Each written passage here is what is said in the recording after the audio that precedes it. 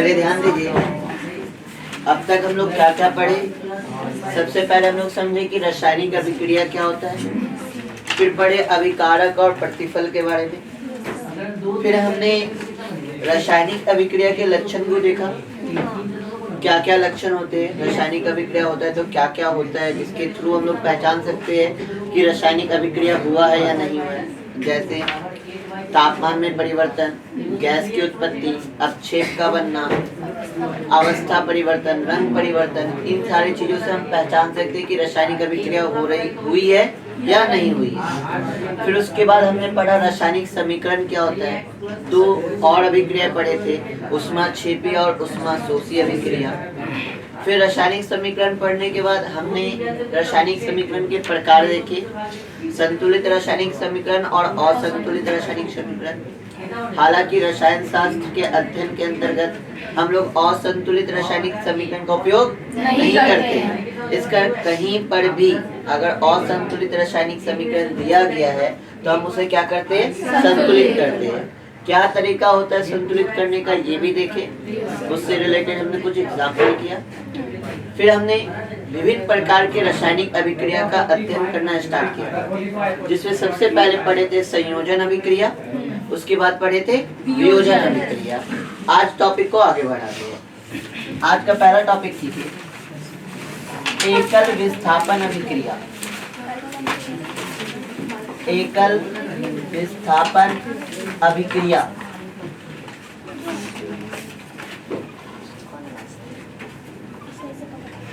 यह सिंपली से एक और नाम से जाना जाता है, विस्थापन अभिक्रिया। या तो क्या बोला जाता है, एकल विस्थापन अभिक्रिया, या सिंपली क्या बोला जाता है, विस्थापन अभिक्रिया। तो कहीं पर भी अगर विस्थापन अभिक्रिया या एकल विस्थापन अभिक्रिया है तो एक ही चीज होगी, ठीक है। पहले लिखेगी फिर इस टॉपिक को एक्सप्लेन करेगी क्या है। चलिए सारे बच्चे लिखिए, वैसी अभिक्रिया, वैसी अभिक्रिया जिसमें किसी यौगिक के, वैसी अभिक्रिया जिसमें यौगिक में उपस्थित कीजिएगा, वैसी अभिक्रिया जिसमें यौगिक में उपस्थित, यौगिक में उपस्थित किसी परमाणु या परमाणुओं के समूह को, किसी परमाणु या परमाणुओं के समूह को किसी दूसरे परमाणु द्वारा, किसी दूसरे परमाणु द्वारा, किसी दूसरे परमाणु द्वारा विस्थापित कर दिया जाता है, किसी दूसरे परमाणु द्वारा विस्थापित कर दिया जाता है, एकल विस्थापन अभिक्रिया कहलाती है। किसी दूसरे परमाणु द्वारा विस्थापित कर दिया जाता है, एकल विस्थापन अभिक्रिया कहलाती है, एकल विस्थापन अभिक्रिया कहलाती है।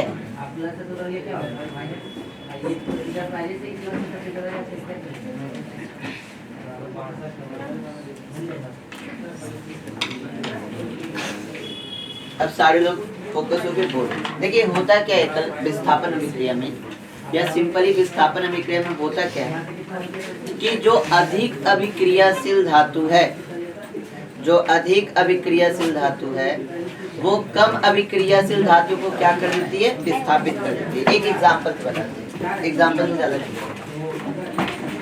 Fe आयरन, आयरन को जब कॉपर सल्फेट के विलयन में डाला जाता है, आयरन को जब कॉपर सल्फेट के विलयन में डाला जाता है तो आयरन क्या करता है, कॉपर सल्फेट के विलयन से कॉपर को विस्थापित कर देता है और क्या बना देता है, आयरन सल्फेट, और कॉपर क्या हो जाता है, विस्थापित हो जाता है। तो इस प्रकार की अभिक्रिया क्या कहलाती है, विस्थापन अभिक्रिया कहलाती है।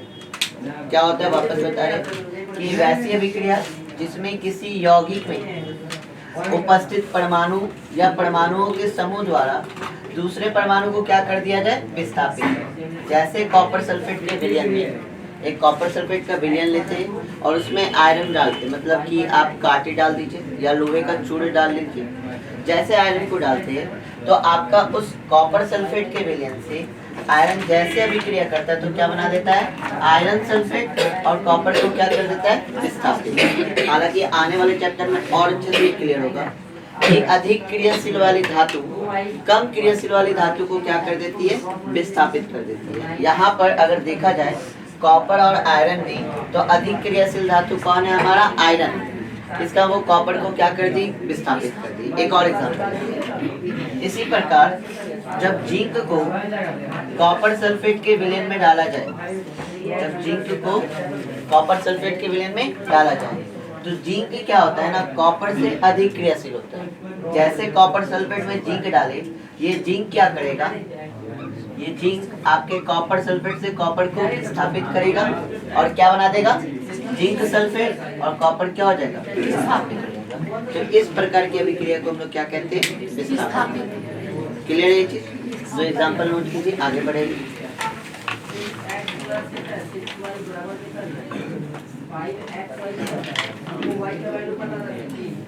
ठीक है, यहाँ से x हो जाएगा, y का वैल्यू इधर भी y का वैल्यू तो 5 दिया कितना हो जाएगा, 15x बचेगा सर। अब ये देखिए कितना हो गया, तो 6x हो गया, ये प्लस अब इधर आ गया कितना हो गया, माइनस, ये प्लस से उधर जा कितना हो गया, माइनस 18 बचेगा, इनके इसको बढ़ा के कितना हो गया, माइनस 9x हो गया, इधर से कितना हो गया, माइनस 18, माइनस से माइनस करता 9 करने हो गया।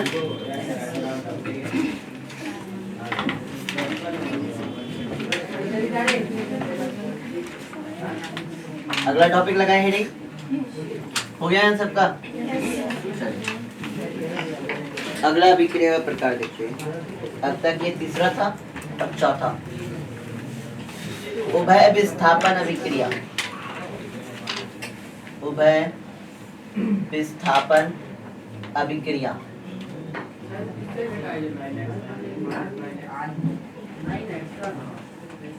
या इसका एक दूसरा नाम भी है, वो भी याद रखना है, द्विविस्थापन अभिक्रिया।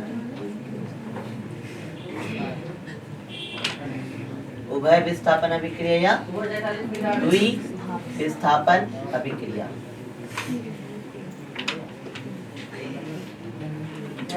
हेडिंग लगाइए, उभय विस्थापन अभिक्रिया या द्विविस्थापन अभिक्रिया। लिखिएगा पहले फिर समझाइए। देखिए, उभय विस्थापन अभिक्रिया में, उभय विस्थापन अभिक्रिया में दो यौगिक अपने आयनों का, उभय विस्थापन अभिक्रिया में दो यौगिक अपने आयनों का विनिमय, अपने आयनों का विनिमय या आदान प्रदान करके, विनिमय या आदान प्रदान करके दो नए यौगिक का निर्माण करते हैं, तो नए यौगिक का निर्माण करते हैं। उभय विस्थापन अभिक्रिया में दो यौगिक अपने आयनों का आदान प्रदान करके या विनिमय करके दो नए यौगिक का निर्माण करते हैं। चलिए यहाँ एग्जांपल दे सकते हैं।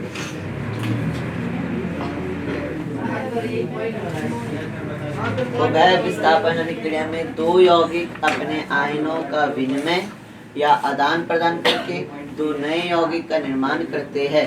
कैसे, ध्यान दीजिए, हमारे पास दो यौगिक, कैसे एग्जांपल ले रहे हैं। जैसे एक यौगिक क्या है हमारे पास AB और दूसरा यौगिक क्या है हमारे पास CD। तो जब ये रासायनिक अभिक्रिया करते हैं ना, तो ये अपने यौगिकों का, अपने आयनों का क्या करते हैं, आदान प्रदान। जैसे A D से अभिक्रिया कर लेता है और आपका B किससे अभिक्रिया कर लेता है, C। इस प्रकार अपने आयनों का आदान प्रदान करके क्या करते हैं, दो नए यौगिक का निर्माण करते हैं। अब एक्चुअल एग्जांपल बताते हैं। जैसे देखिएगा, NaCl सोडियम क्लोराइड यहाँ ध्यान दीजिए, NaCl सोडियम क्लोराइड का जब अभिक्रिया कराया जाता है AgNO3 से सिल्वर नाइट्रेट से, AgNO3 क्या है? Silver nitrate. जब सोडियम क्लोराइड का अभिक्रिया कराया जाता है सिल्वर नाइट्रेट से, तो ये आपस में क्या करते हैं? अपने आयनों का आदान प्रदान अभिक्रिया करके क्या बना लेते हैं? AgCl प्लस NaNO3 बना लेते हैं सिल्वर क्लोराइड और सोडियम नाइट्रेट। तो इस प्रकार के यौगिक को क्या कहते हैं? इस प्रकार की अभिक्रिया को क्या कहते हैं? उभय विस्थापन अभिक्रिया या द्विविस्थापन अभिक्रिया। देखिए इसमें हो क्या रहा है, आपके दो यौगिक, एक यौगिक कौन है? NaCl और दूसरा यौगिक कौन है? AgNO3। ये क्या कर रहे? सिर्फ और सिर्फ अपने आयनों का आदान प्रदान कर रहे हैं। आयनों का आदान प्रदान का मतलब क्या होता है ये भी जान लीजिए। Na पे कैसा चार्ज होता है? प्लस चार्ज होता है। Cl पे कैसा चार्ज होता है? माइनस चार्ज होता है। उसी प्रकार Ag पे जो चार्ज होता है वो क्या होता है? प्लस चार्ज होता है। और NO3 पे आपका कैसा चार्ज होता है? माइनस चार्ज होता है। तो आयनों का आदान प्रदान मतलब ये प्लस वाला इस माइनस से रिएक्ट करके क्या बना लेता है? AgCl और ये प्लस वाला इस माइनस से अभिक्रिया करके क्या बना लेता है? NaNO3। इस प्रकार अपने आयनों का आदान प्रदान करके ये नए यौगिक का क्या करते हैं? निर्माण करते हैं। क्लियर है ये चीज? एग्जाम्पल नोट कीजिए ब्लैक मार्कर।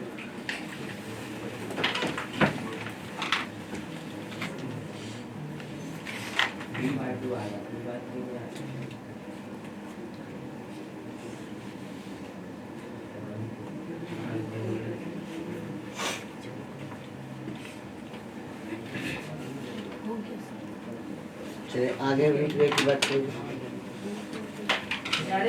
सारे बच्चों का हो गया? चलिए अगले अभिक्रिया की बात करते हैं।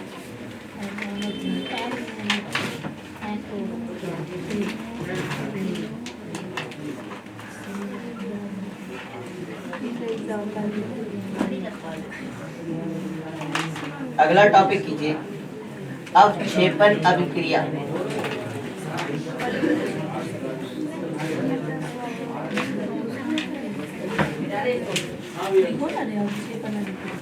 टॉपिक बनाइए अवक्षेपण अभिक्रिया।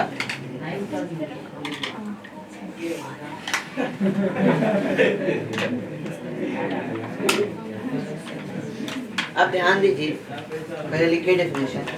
देखिए कुछ ऐसी रासायनिक अभिक्रियाएं होती है, कुछ ऐसी रासायनिक अभिक्रियाएं होती है, कुछ ऐसी रासायनिक अभिक्रियाएं होती है जिनमें कोई प्रतिफल ठोस के रूप में, जिनमें कोई प्रतिफल ठोस के रूप में विलयन से, ठोस के रूप में विलयन से पृथक हो जाता है। ठोस के रूप में विलयन से पृथक हो जाता है। प्रतिफल ठोस के रूप में विलयन से पृथक हो जाता है। ऐसी अभिक्रिया अवक्षेपण कहलाती है। ऐसी अभिक्रिया अवक्षेपण कहलाती है। कुछ ऐसी रासायनिक अभिक्रियाएं होती है जिनमें कोई प्रतिफल ठोस के रूप में विलयन से पृथक मतलब क्या होता है? अलग हो जाना, ठीक है, पृथक हो जाती है। ऐसी अभिक्रिया क्या कहलाती है? अवक्षेपण। जैसे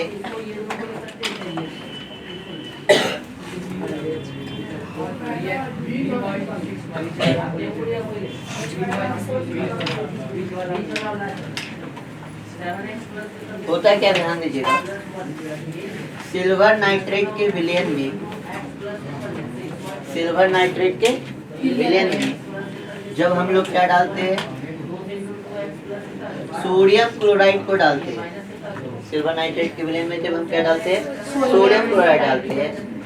तो अभिक्रिया के बाद आपका क्या बनाता है, सिल्वर क्लोराइड बनाता है।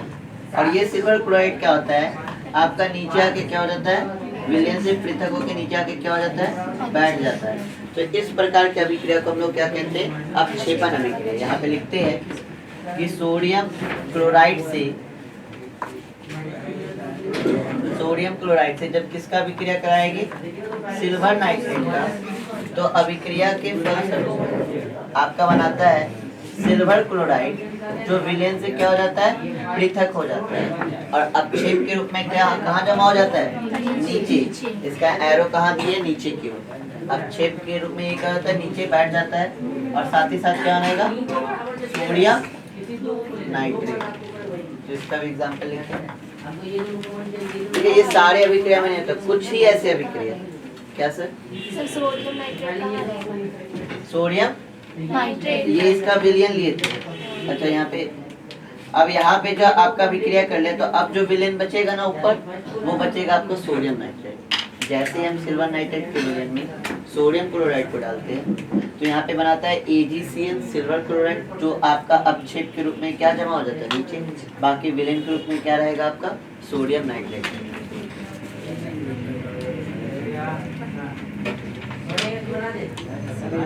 आगे बढ़े,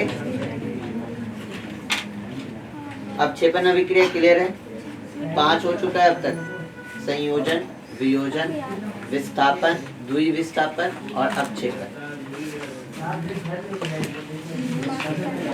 कर दें, चलिए अगला अभिक्रिया। अपक्षेपण अभिक्रिया के बाद लिखिए उदासीनीकरण अभिक्रिया। उदासीनीकरण अभिक्रिया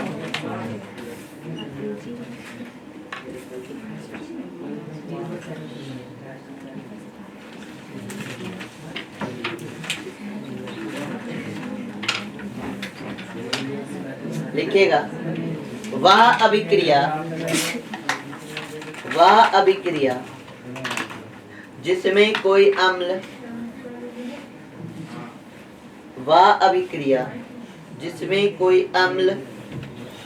किसी भस्म के साथ अभिक्रिया करके, वह अभिक्रिया जिसमें कोई अम्ल किसी भस्म के साथ अभिक्रिया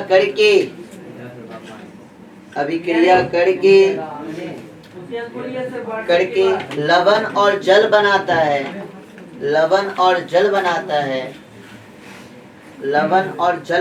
है, उदासीनीकरण अभिक्रिया कहलाती है। उदासीनीकरण अभिक्रिया कहलाती है।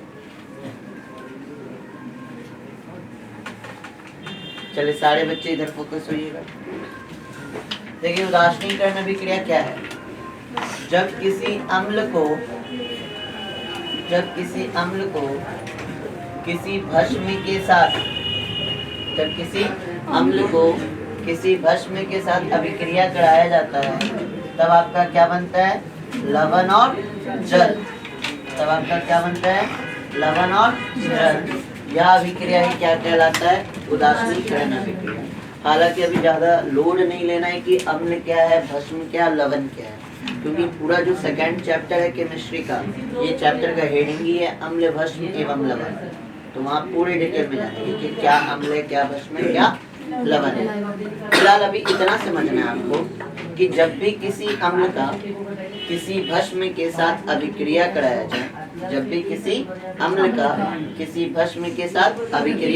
जाए, तब आपका क्या बनता है, लवण और जल बनता है। और ये अभिक्रिया ही क्या कहलाती है, उदासीनीकरण अभिक्रिया कहलाती है। जैसे एग्जाम्पल में लेते हैं, हाइड्रोक्लोरिक एसिड HCl प्लस भस्म में लेते हैं सोडियम हाइड्रोक्साइड NaOH।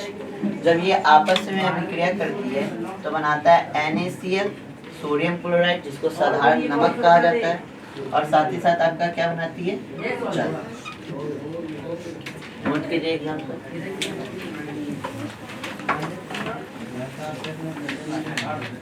जब भी किसी अम्ल का किसी भस्म के साथ अभिक्रिया कराएगी क्या बनाएगा? लवण और जल।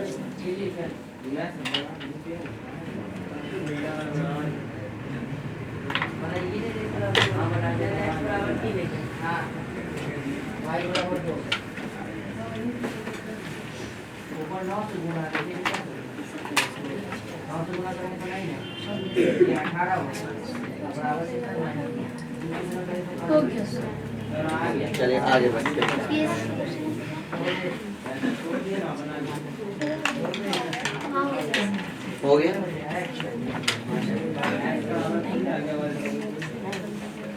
अगला अभिक्रिया का नाम लिखिए, प्रकाश रासायनिक अभिक्रिया। प्रकाश रासायनिक अभिक्रिया। प्रकाश रासायनिक अभिक्रिया।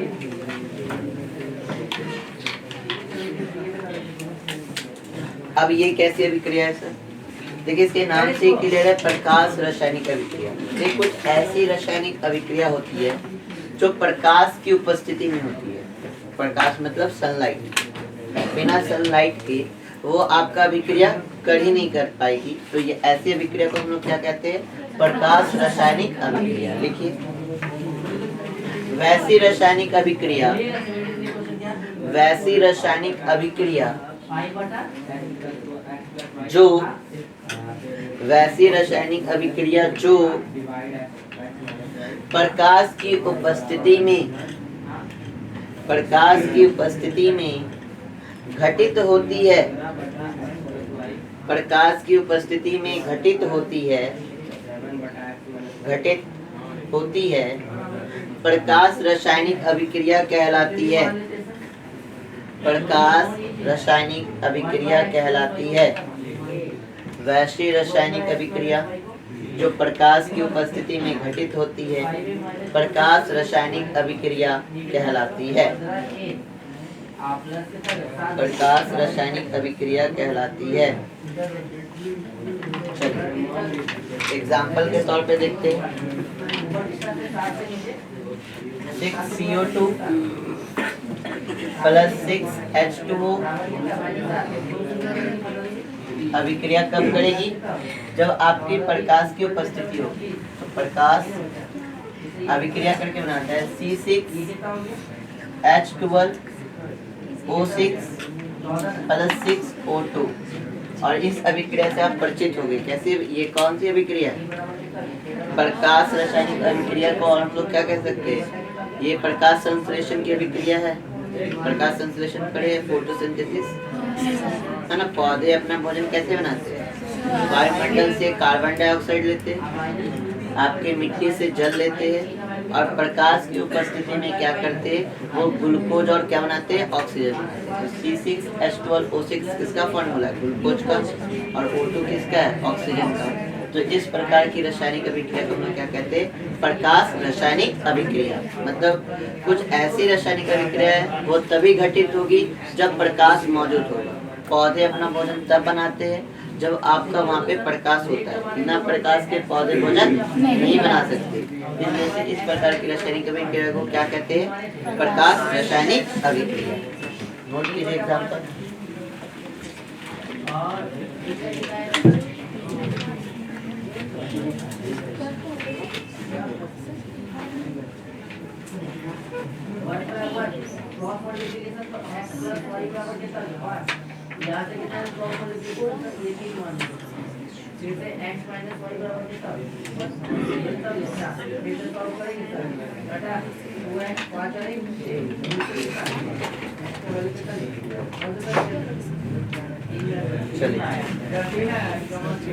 दो अभिक्रिया आपको हम पहले ही लिखा चुके हैं, उष्मा क्षेपी और उष्मा शोषी।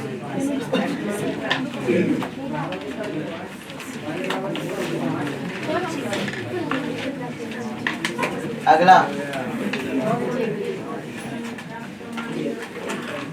ऑक्सीकरण अभिक्रिया।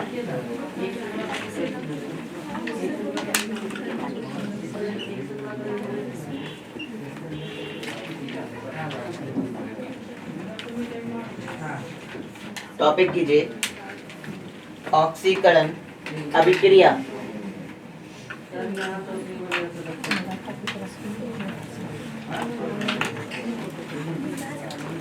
लिखिएगा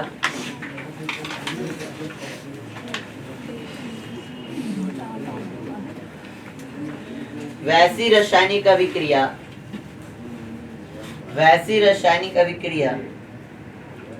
जिसमें किसी तत्व या यौगिक वैसी रासायनिक अभिक्रिया जिसमें किसी तत्व या यौगिक के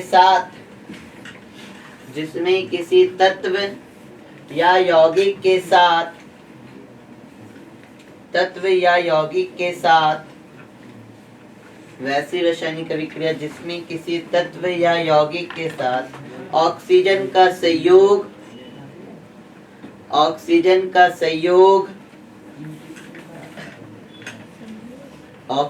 संयोग या किसी तत्व या यौगिक के साथ हाइड्रोजन का वियोग होता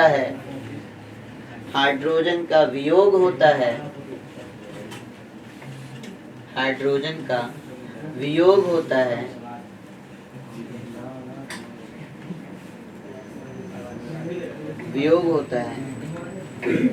ऑक्सीकरण अभिक्रिया कहलाती है। हो गया। चलिए सारे बच्चे फोकस होइएगा। अभिक्रिया कहलाती है, ध्यान देते सारे लोग। ऑक्सीकरण अभिक्रिया है क्या? जब भी किसी तत्व या यौगिक में कोई भी तत्व या यौगिक लेते हैं, अगर उसमें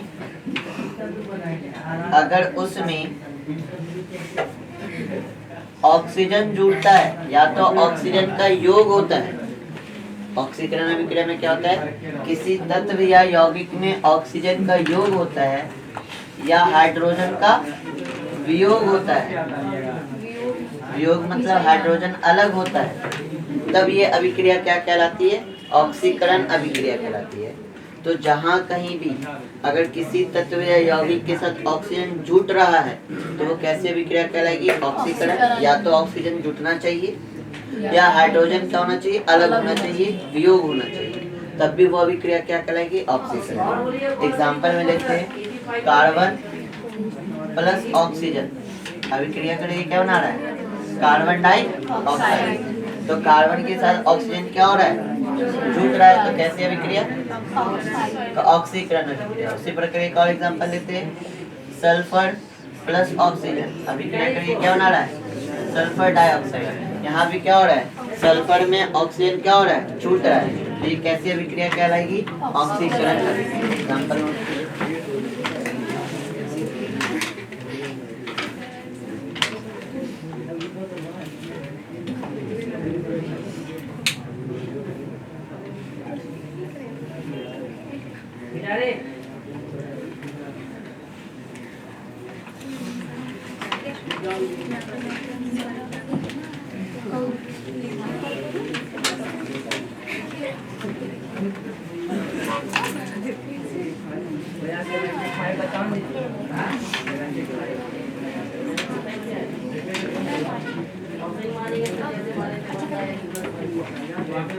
कुल मिलाकर कितना है?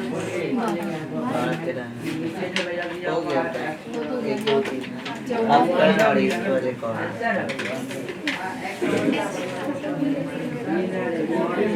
और ये सारा इम्पोर्टेंट, जितना कुछ भी लिखा है सारा का सारा इम्पोर्टेंट है। डायरेक्ट क्वेश्चन आता है, एमसीक्यू में आपका आता है, हर जगह आपको मदद करेगा। सारे क्वेश्चन भी आता है। सर वो तो ऑक्सीजन को साथ में मतलब उसका वियोग नहीं बदलता। हाइड्रोजन का वियोजन कुछ ऐसी रासायनिक समीकरण होगी जिसमें से हाइड्रोजन अलग हो जाएगा, तब वो अभिक्रिया का क्या कहलाएगा? अपकरण। अभी अपकरण अपकरण कीजिए, अपकरण लिखिएगा। अपकरण अभिक्रिया लिख के डाल दीजिएगा। लिखिएगा वैसी रासायनिक अभिक्रिया। अपकरण अभिक्रिया लिख के डाल दिए। लिखिए वैसी रासायनिक अभिक्रिया, वैसी रासायनिक अभिक्रिया जिसमें किसी तत्व या यौगिक के साथ, जिसमें किसी तत्व या यौगिक के साथ,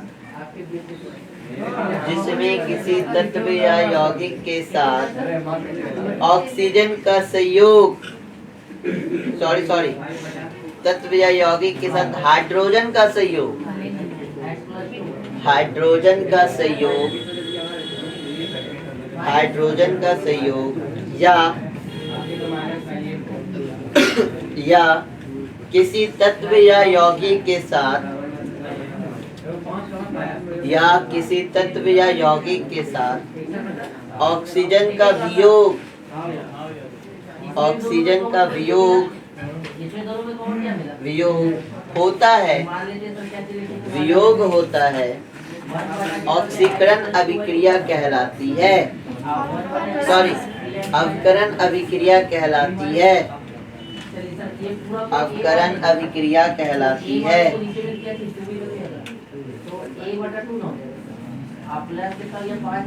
ध्यान दीजिए इधर सारे बच्चे, देखिए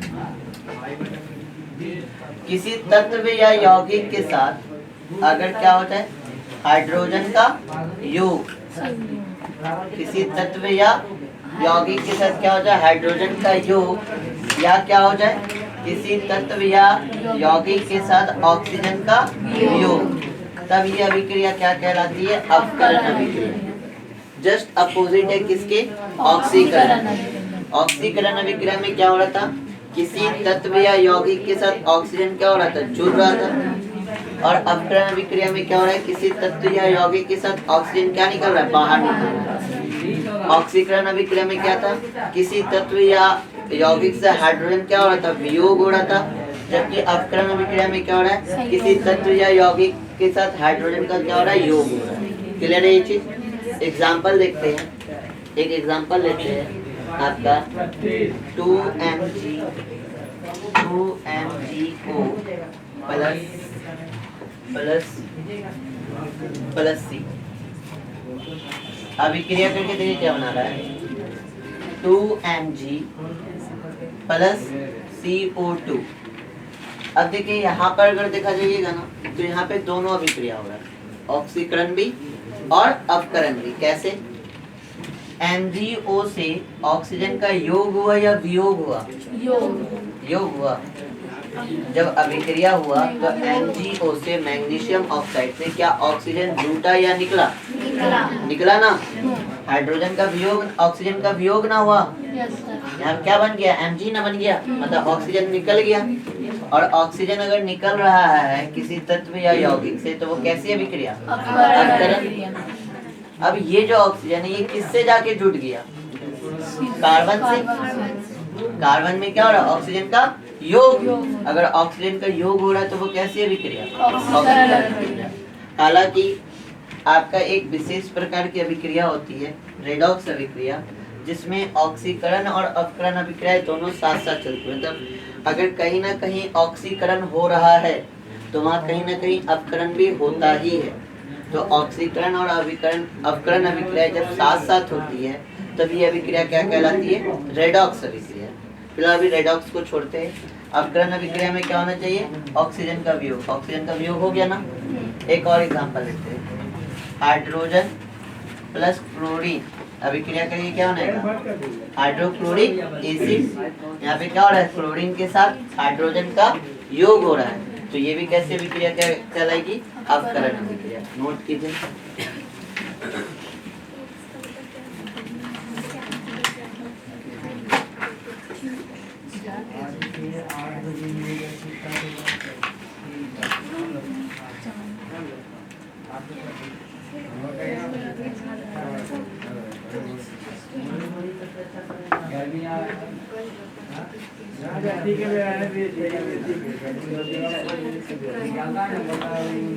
चलिए अब लास्ट अभिक्रिया का प्रकार देखते हैं। हेडिंग लगाइए, रेडॉक्स अभिक्रिया। रेडॉक्स अभिक्रिया, रेडॉक्स अभिक्रिया।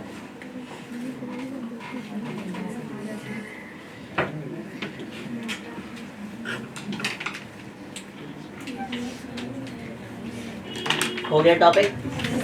लिखिएगा, हालांकि ये समझा हुआ है। लिखिए, ऑक्सीकरण और अवकरण अभिक्रियाएं ऑक्सीकरण और अवकरण अभिक्रियाएं अकेले नहीं होती, अकेले नहीं होती,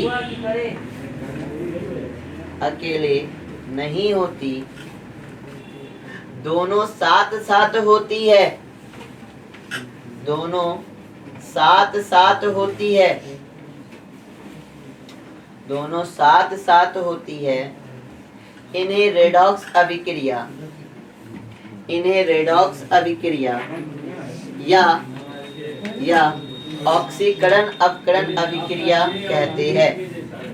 इन्हें रेडॉक्स अभिक्रिया या ऑक्सीकरण अवकरण अभिक्रिया कहते हैं।